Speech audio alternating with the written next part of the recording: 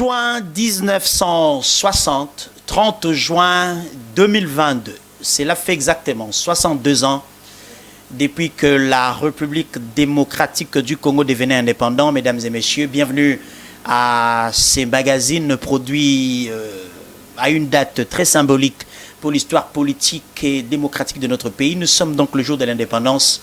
Nous savons que c'est une journée chômée et payée, que le plus grand nombre de Congolais se retrouvent à la maison ce matin pour pouvoir suivre Actu Commenté que vous avez pris l'habitude de suivre depuis bientôt 4 mois. Merci à toutes et à tous de nous faire confiance. Nous allons rester dans l'actualité politique de notre pays.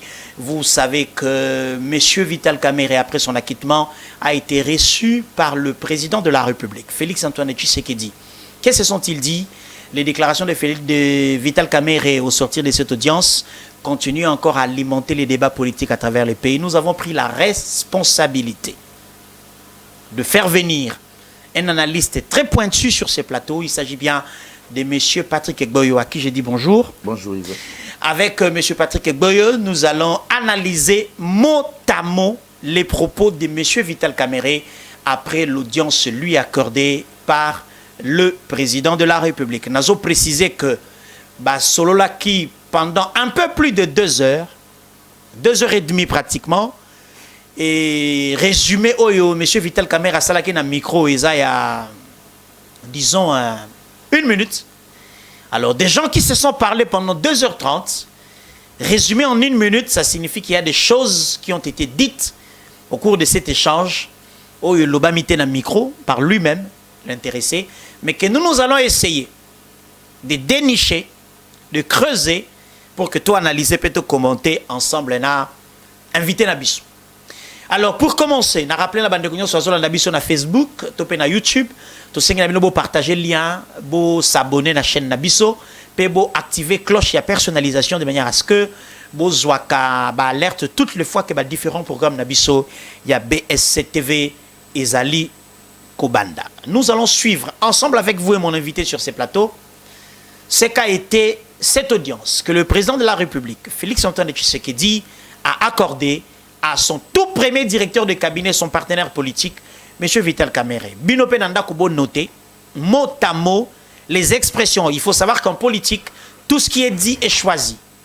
Les mots, les tournures, et chaque mot pèse et représente un message derrière. Donc, nous allons suivre ce reportage rendu par nos amis de la présidence de la République, puis nous reviendrons tout de suite après sur ces plateaux pour analyser les différents angles et les différents aspects contenus dans cette interview de Vital Kamerhe. Regardez.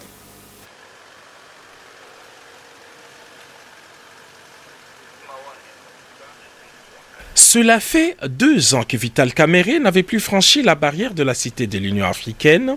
Près d'1 semaine après son acquittement dans les dossiers des 100 jours, le tout premier directeur de cabinet du chef de l'État est venu rencontrer ce mardi soir le président de la République, Félix-Antoine Tshisekedi Tshilombo.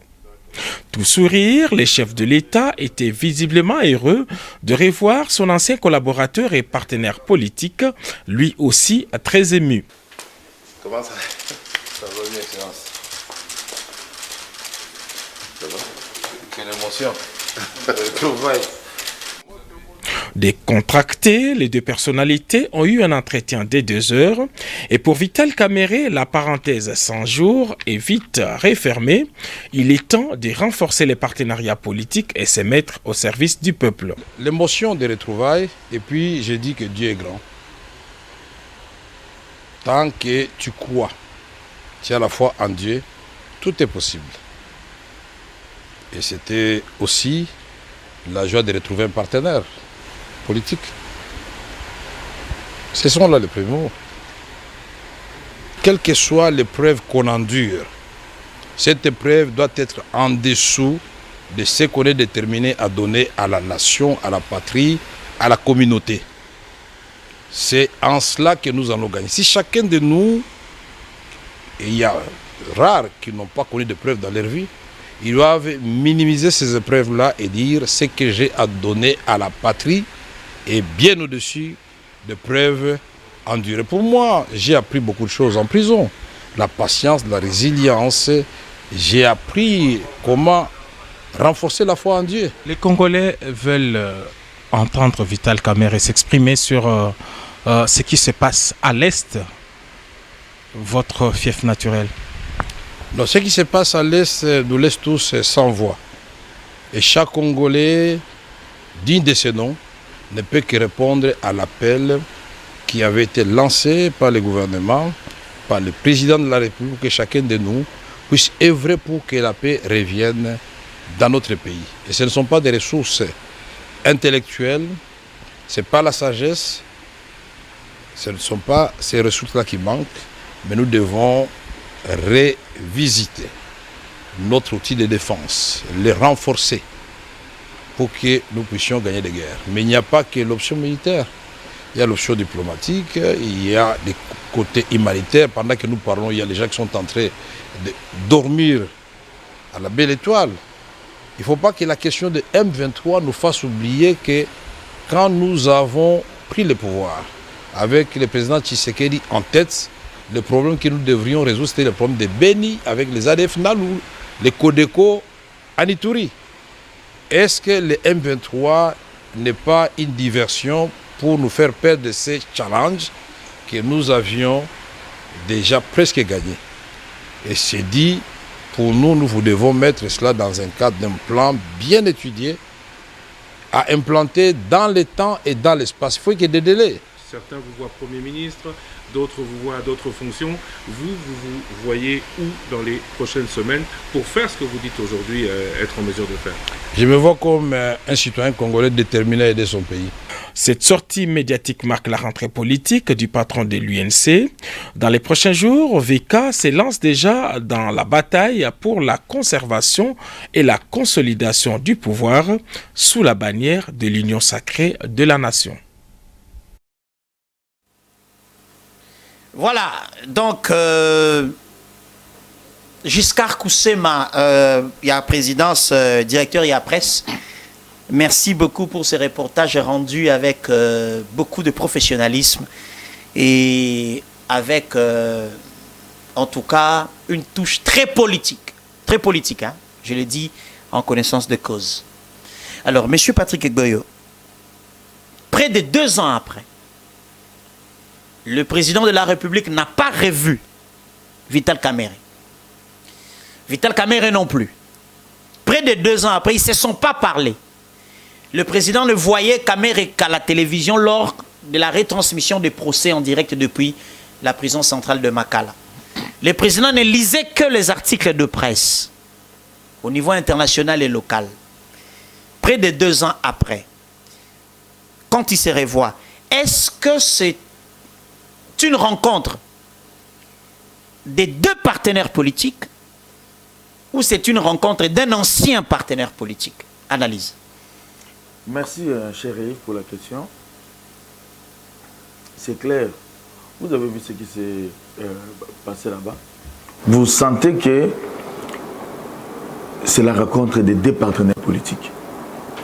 Il y a eu un procès au premier, au deuxième, à tous les niveaux. En fin de compte, M. Vital Kamerhe a été acquitté par la justice pour faire des preuves matérielles. Et je pense maintenant que les 2 partenaires se sont dit, nous avons eu un programme, nous avons eu une vision commune pour le pays, pour la République. Je pense que le moment est arrivé de prendre tout ce qui est arrivé, de mettre ça derrière nous et de voir l'avenir. Il faut voir la symbolique de l'audience. Il y a des petits faits dans cette audience qui montrent que c'est une rencontre entre 2 partenaires politiques décidés à renouer avec le présent à l'avenir, décidés à repenser leur partenariat pour le bien de tous. Et j'ai suivi Vital Kamerhe, j'ai été heureux de l'attendre. Il a dit, j'ai appris la patience, la résilience et comment avoir foi en Dieu. Donc, dans certaines épreuves, parfois qui nous arrivent, c'est la volonté de Dieu. Quand Dieu veut vous amener quelque part, Dieu peut permettre quelque chose où vous êtes peut-être même innocent pour qu'enfin, quand il va vous laver, pour que voilà, vous vous en sortiez grand. Et c'est le cas pour Vital Kamerhe. Est-ce qu'il n'y a pas rupture de confiance entre Kamerhe et Tshisekedi du moment où Tshisekedi et Kamere, du pouvoir ensemble. Kamere, elle a dit, lorsque nous avons eu le pouvoir, pouvoir ensemble sous l'autorité du président Tshisekedi.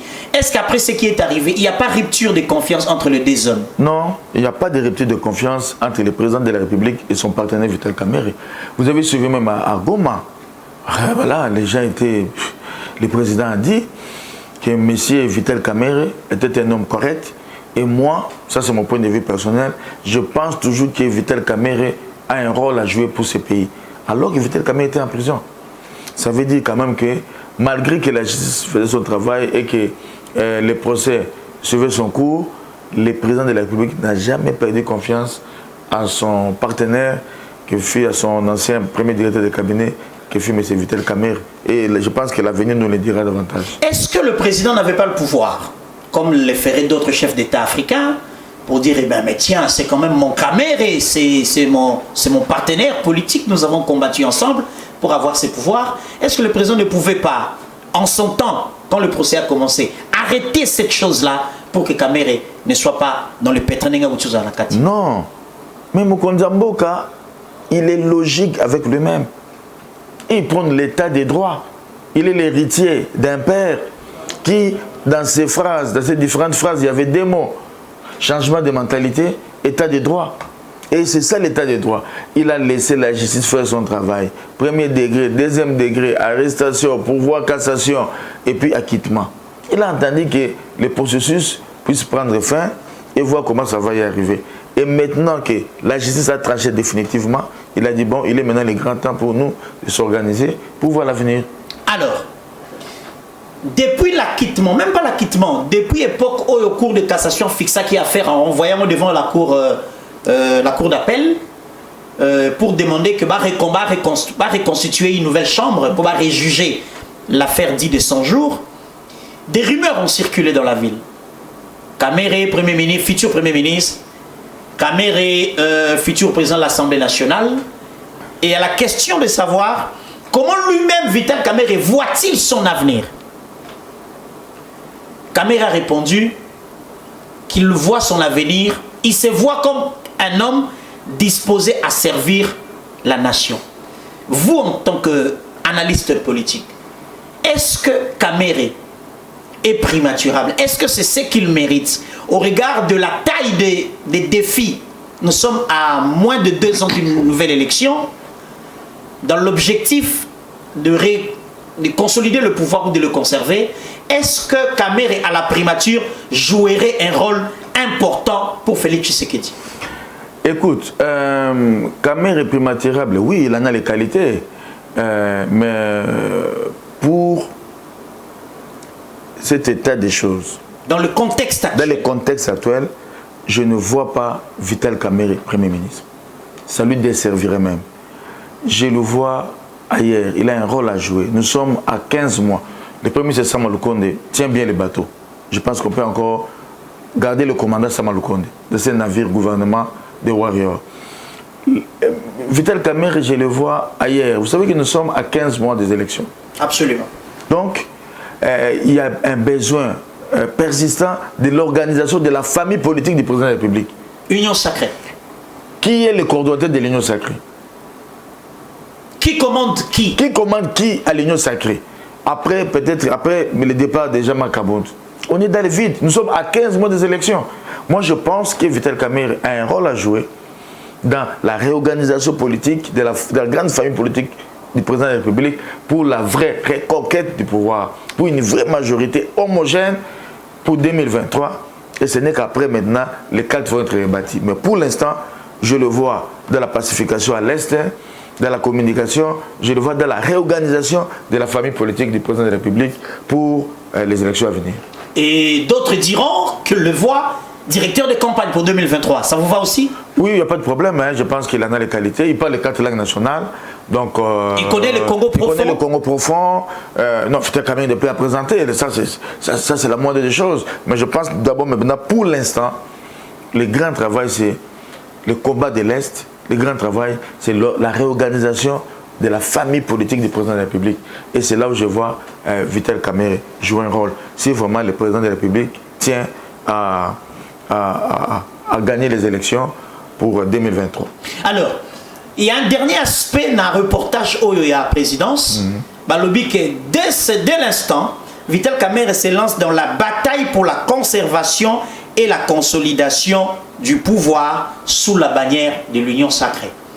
Et ça peut être bride d'infos au bata présidence bâti à notre disposition et que Bisson a commenté tout le Je rappelle que tout parti politique est créé à la base pour conquérir et conserver le pouvoir. Il y a quelques semaines, je disais dans cette émission que j'ai l'impression que les amis de l'UDPS sont dans la distraction ou l'union sacrée dans son ensemble. Le pouvoir, après l'avoir conquis, on l'exerce bien sûr, mais on travaille pour le conserver. Le conserver, ça signifie au moins à la limite donner un deuxième mandat à Tshisekedi. Et pour cette victoire, il faut aligner des candidats avec un profil intéressant, suffisamment intéressant au niveau provincial, national, pour gérer les institutions au plus bas niveau jusqu'à l'Assemblée nationale et aussi travailler pour que le président de la République soit réélu.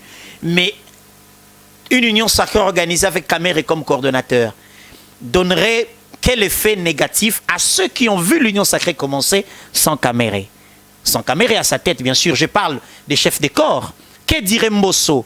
Que dirait Bach? Ou que peut-être, selon vous, l'attitude d'un Mbosso, président de l'Assemblée, l'attitude d'un Samalouko, le Premier ministre, et l'attitude d'un Batilou comme président du Sénat, qui se trouverait sous la coupe ou sous la gestion d'un Kamerhe, coordonnateur de l'Union sacrée?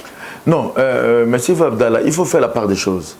Ce sont les chefs de corps, ce sont les chefs des institutions.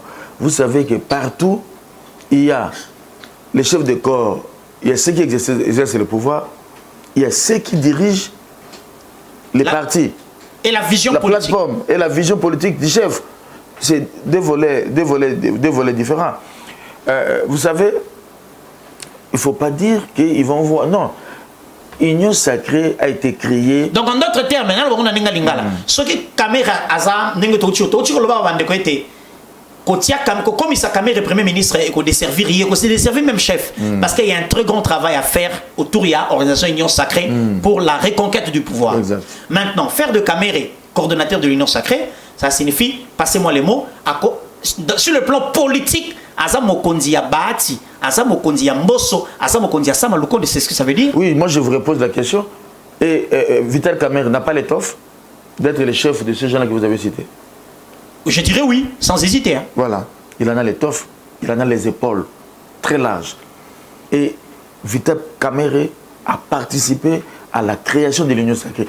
Parce que tout en étant en prison, il n'a pas été privé de ses droits civils et politiques. Ça, il ne faut pas oublier. Et de la prison, Vital Kamerhe nommait, restructuré son parti, il nommait les cadres de son parti. C'est en prison qu'il a nommé même Billy Kamel. Et c'est en prison qu'il a proposé les Aimé Boji, les Stache Mohanzi, tous pour être gouverneur. Donc, Vital Kamerhe a été à la base de la création de l'Union sacrée en tant que membre fondateur d'abord du CACH. C'est le CACH qui est le père fondateur de l'Union sacrée et qui dit CACH voit l'IDPS et l'INC, qui dit CACH voit le président de la République Félix-Antoine Tshisekedi et le président Vital Kamerhe. Et je pense que le moment est venu pour qu'aujourd'hui, maintenant, tout de suite, que M. Vital Kamerhe se mette au travail pour le bien du président de la République, pour le bien de l'Union sacrée et surtout pour le bien de la République. Ok, alors on va terminer. Mais je voulais que M. Patrick Egboyo puisse s'adresser à un homme d'État. À Vital Kamerhe comme homme d'État. Pas Vital Kamerhe comme président de l'Union, de l'UNC. Pas Vital Kamerhe comme ressortissant du Sud Kivu. Pas Vital Kamerhe comme partenaire politique de Fachi. Mais Vital Kamerhe comme un homme d'État qui a été injurié, humilié, calomnié. Des gens ont pris des coupes de champagne pour le malheur qui lui était arrivé. Un malheur momentané, heureusement que Dieu en a décidé autrement. Adressez-vous à lui. Quelle attitude doit-il prendre face à tous ces détracteurs alors qu'il est appelé à être le plus grand réunificateur autour du président de la République sous la bannière de l'Union sacrée? Merci, cher Yves. Je voulais m'adresser au président Vital Kamerhe. Monsieur le président Vital Kamerhe, la Bible déclare que le malheur atteint souvent les justes, mais l'Éternel en délivre toujours. Job avait perdu tous ses biens mais il n'avait rien fait de mal à l'Éternel. Mais c'est la volonté de l'Éternel qui voulait voir la patience, il voulait voir la confiance que Job témoignait à lui. Ce qui vous est arrivé, c'est Dieu qui l'a permis. Et j'ai aimé. Vous avez appris la patience, la résilience et même la force de l'Éternel. Vous étiez pacificateur, maintenant vous devenez encore unificateur. Si vous avez estimé qu'il y a des gens qui vous ont fait du mal, il faut pardonner, il faut avancer. Le pays a besoin de vous, le pays a besoin de vous aux côtés du président. Je vous vois à côté du président en train de réorganiser la grande plateforme de l'Union sacrée pour la victoire de 2023. Et je vous vois en train de faire la caravane de paix à l'Est pour que la paix revienne et que le Congo puisse vivre pleinement son lendemain. Et c'est là où je vous attends. Ce qui s'est passé, c'est Dieu qui l'a voulu. Et je vous souhaite voilà, un bon vent de liberté et mettez-vous au travail pour le bien de la République. Merci, M. Patrick Egbe. Nous sommes arrivés à la fin de ce magazine. Actu commenté, mesdames et messieurs. Merci pour votre sympathique attention et votre soutien au quotidien à ce magazine. Je vous retrouve demain, vendredi, pour un nouveau numéro avec le même plaisir et la même détermination. D'ici là, portez-vous bien et au revoir.